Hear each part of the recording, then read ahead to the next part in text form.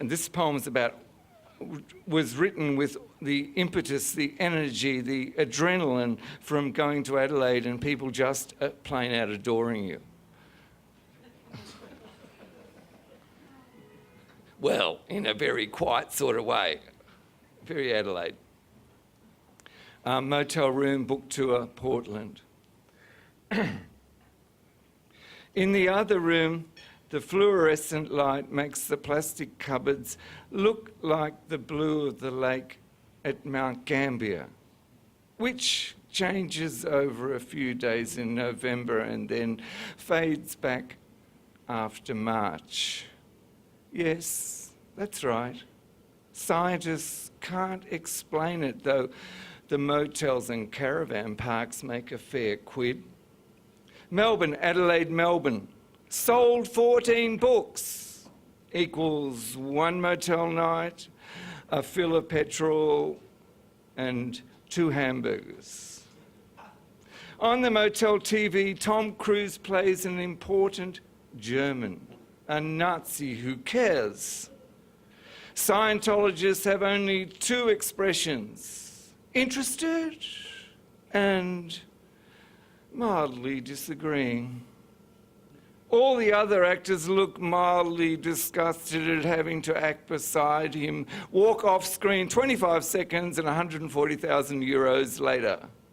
Enough to buy a shed in Sardinia or in the Coorong with banks of lavender, like the cupboards in the other room of the motel, purpled out, with the pizza box empty on top of the microwave. The girlfriend, having done the shower experience, falls asleep. Girlfriend's nose sniffs out trouble. I can only be truthful 2/3 of the time. As for the rest, one dissembles. Aliens fly in from distant planets when they've saved up frequent flyer miles at alien supermarkets. I think that's what Scientologists believe. Smoking outside the motel at 9:30 p.m, wine, book, paper, pen. The lights go out. So unrefreshed, it's back inside. The trouble with this motel room, I think it believes in interior decoration. Something else the Irish are not good at. Have you ever been to an Irish gourmet restaurant? No, I didn't think so. A small dot on the road somewhere between yesterday and tomorrow. Thank you very much. Too ridiculous to need a ballot. I don't want my ballpoint pens drying because of ballistics. I don't want to be fired out while someone's being hired. And my office equipment used to define my business wrecked while something illegal is slipped or dipped or by a driver that golf ball hits and attempts to take troops to carpentry, so I have to use pencils and sharpen my wits for their naughty goldfish, who are then, when sharing and bond dealing into kin deal accounts while the man drinks, the rouseabout a rouse band together, because I'd like to be in a band that's all just a bamboozle of what was forbidden to court and is authoritative prohibition of extrication, mystifying that tactic of public opinion tactics that play in without knowing the bamboo that pipe tunes the hanging rock spooks for the guff huff that tourists that are not real tourist puffs for our industries and people in this country and want to summon the outlawry while a ballerina dances in a rip-ragged costume trances my need for a sentence to capture those who made us compulsory cases for trite and prohibit and tactic need to be ballsy to stop them. Got to keep that ink flowing so we can ballyrag and ballyhoo those who make our councils ridiculous and attempt to break the innocent when the public told them to get bent and cancelled all their appointments. I made a metal butterfly with wings of painted steel, which a tiny electric motor made to flutter as if they were real. All things are metaphor, if only the mind can see. The force that made the butterfly was the same as fashioned me. I tested it in the garden, and battery-powered it flew the erratic dance of the butterfly over flowers that we grew. All things are metaphor, if only the mind can see. The force that made the butterfly was the same as fashioned me. Then I computerized its brain and stereotyped its ways. Exactly like a butterfly, it was programmed to behave. In the garden, I released it. As summer days grew long, and certain of its good intent, it crushed the flower it lighted on. All things are metaphor, if only the mind can see.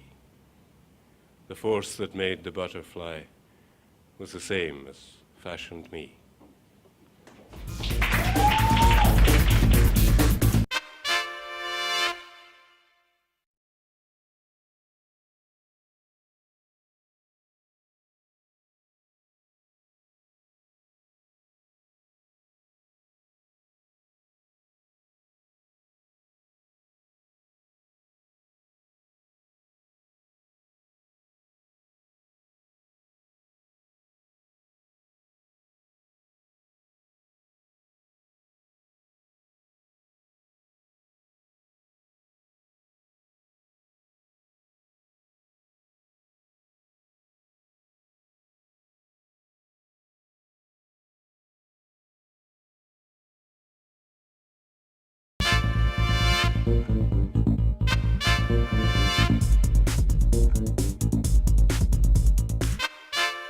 This is a 12-page poem, so I'm just going to read a small section of it.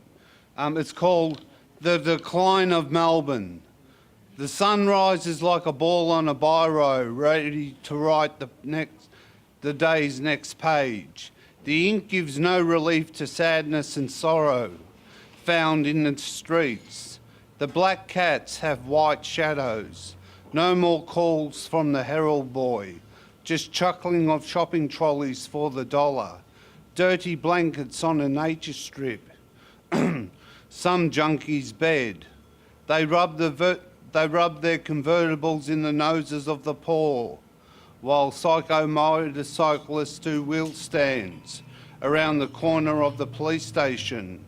It's for the effects of dope, written on the headlines of the newspapers on the magazines in Borders.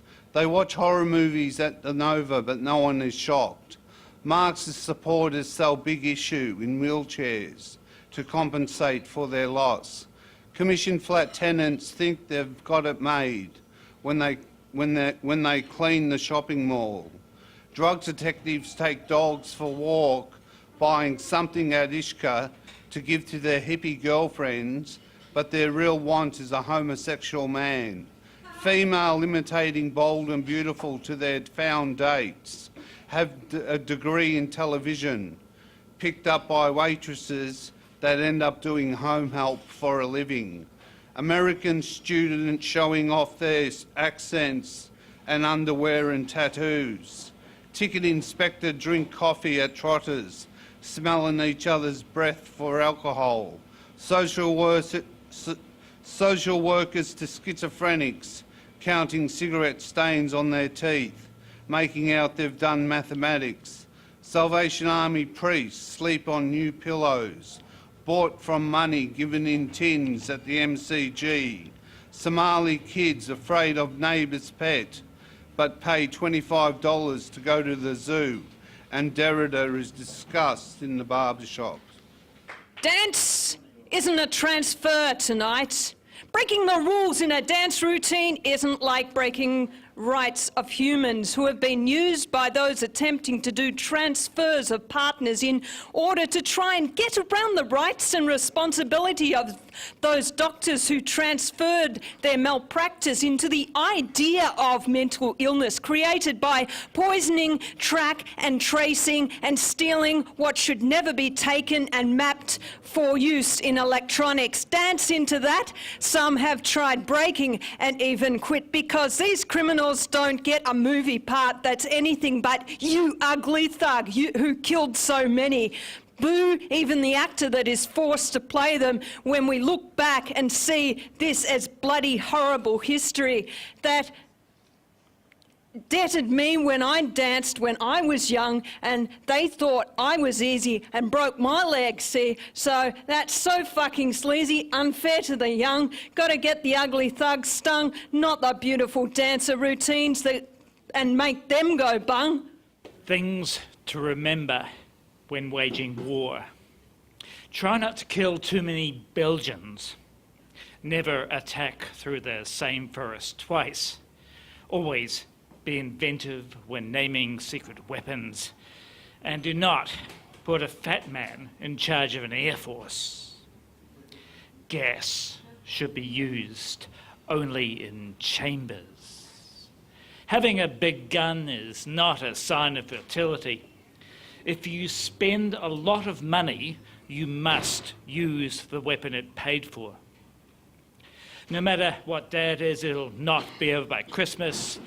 Johnny will always come marching home on crutches, and you can only speak softly if you're the one carrying the tank division. Thanks. Globalisation, corporate obligation, standard violation, massive world debt. Economic allied nations, not a democratic situation. Social devastation, environmental threat. Dictators, legislations, history's faded pages, race, created phrases, words that make bones break. Weak majorities crisis, scarce defence resources, psychological policy forces, humanitarian contempt. Week to week. Giselle leaves me notes. Dad, you weren't here, so I've gone up to... Dad, you weren't here, so I've gone up to Brunswick with Rachel. Back at 7, approx. Put food for tonight in the fridge. Listen to Philip Adams. Play solitaire or jazzball. Project for the moment. Read only books written before 1960, when classics were taught. As a serial library books non-returner, I'm sorry, I am really. This fits in nicely with what op shops offer. It's hard to make a mistake. 5 book sequels about 2 gourmet pies. So what if my cupboard's filling up with crystal glasses for a party I'm never going to hold, and I now own 20 dictionaries? Cook tea, fight with Giselle momentarily. It's always like that when she comes back to me. Then we slip into routine, which means leave each other alone, but with warm regards. We're pretty cool on a tram, and we're both aware of it. She is beauty and I'm experience. My face is like a 1980s Melways. We're not snotty about it. We don't boast or make a show. Mostly, it's a shared sense of humour. She's chatting on the phone. I play songs over and over on the computer. The TV is running, but nobody's watching. Tomorrow she's going to cost me money. I can feel it in my bones. Neighbour's dog has stopped barking, finally. Light another horizon. $7 a day.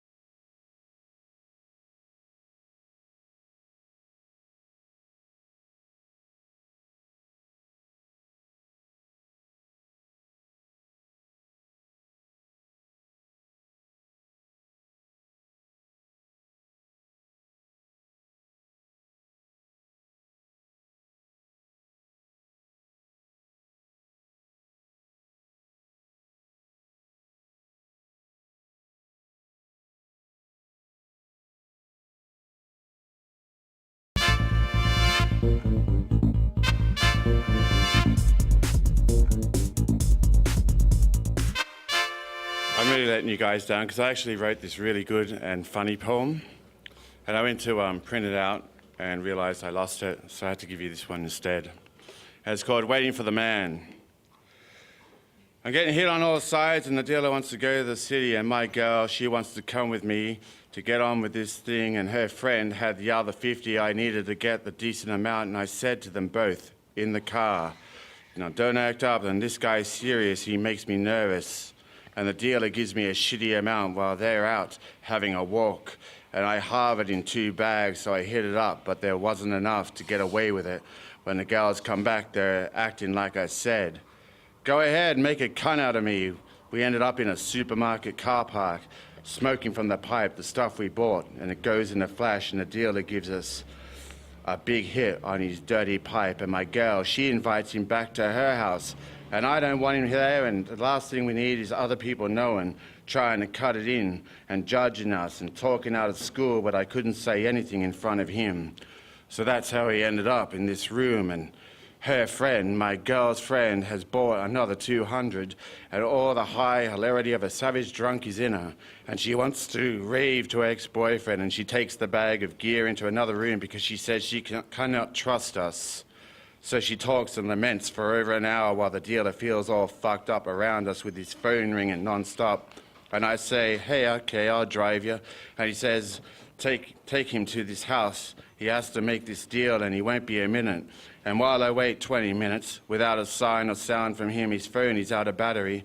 And just when I'm about to drive, he comes back and says that I'll make it worth my while if I take him into the city and then out again on the other side, and I'm nervous about how hot as hell my car is with its cracked windshield and its faded retro and bold tires, but he won't hear it.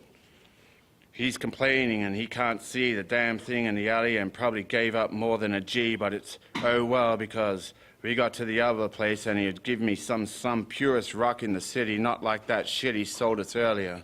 And someone is at the car window leaning in and talking about the stamped on shit he got from a lot of dollars, and now he's got people ringing up on the jump on, and he wants to know who did it. And the dealer says maybe it's his brother, maybe the supplier mixed up with the bags in a handover, but the guy says no, and he still wants 500 owing after the dealer pays out just over 1,000, and saying some people fucked him on tick, and how about giving up some rock for us in the car, and the guy thinks he's joking. I'm sinking because of this, and I'm thinking I'm wasted these hours for nothing, but the guy pulls out a bag from his balls and picks out a crystal, warning us not to complain. He's got his hands on it and thinks it's his brother, but he can't be found, so I take him to the other side of his town. And the dealer's saying, How it all comes down to some other guy coming through, but he's waiting on his man, like everyone's waiting for their man. So we sit in the dark smoking this one rock, and now I'm feeling high, and the dealer says we have to wait for the cocaine. So we wait, and the sun is lighting up all the factories, and they're just going on forever. Thank you. This is an old one. It's called Press Button Woman. Got spy fucked a bit. She was Press Button Woman, someone who would kiss on command. He was the focus of her attentions. All he had to do was say, "Do you love me?" And she would reply, I am your fan. I even love the smell of your piss after you've been to the can. Her eyes were always on him, her lips ready to respond with the right words of comfort so that they could bond. If he set her to presto, she could clean the kitchen so fast. She was a blur. He could even buy a microchip so that pregnancy could occur. Her hair was so long. She sat on it and bleached so blonde it was transparent. Her breasts so pert and red they stopped cars like traffic lights. And her legs like matchsticks wrapped in a miniskirt. Press Button Woman was there for him, well, whatever he was wanting. No demand was too big. Press Button Woman knew her gig, and he would, in return, make sure that if her buttons got worn out, he would buy more, and so he could give her a pat so she would purr like a cat as she barracked for his football team, giving the best supportive scream. She was there. Forever, whatever he was wanting. No demand was too big. Press Button Woman knew her gig, and he would treat her like a princess, open every door to her, and into her ear would confess every secret of his business. Unfortunately for him, Press Button Woman had an electronic spy system and stole all his secret recipes his billion-dollar company were hiding, so he went bankrupt. But still in poverty, he bought Press Button Woman new ear wax and nail polish and whatever she might have been wanting, and whispered the secret location of his offshore funds. Thank you. It's about media manipulation and the way they've conned us all through the ages since the printing press. It's called Odyssey. On the 8th of equinox from beyond our global sphere appeared an alien paradox through a hole in the atmosphere. Strange that we would believe, how we would accept a credible lie, that the marked world does deceive, would the universe allow a hole in the sky? Yet we would discredit a being on his possible quest for survival, expecting refuge on fleeing, expecting something on arrival. When all is said, once its text is read, it's merely a communication of word.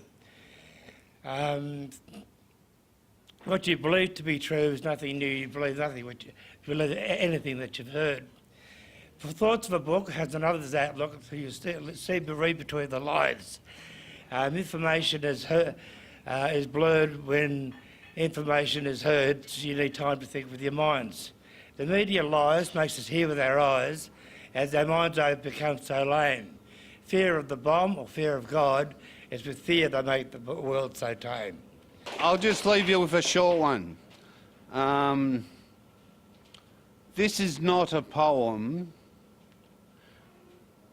This is just my pen playing with itself, ejaculating ink. Can't you see that a poem can be a wank?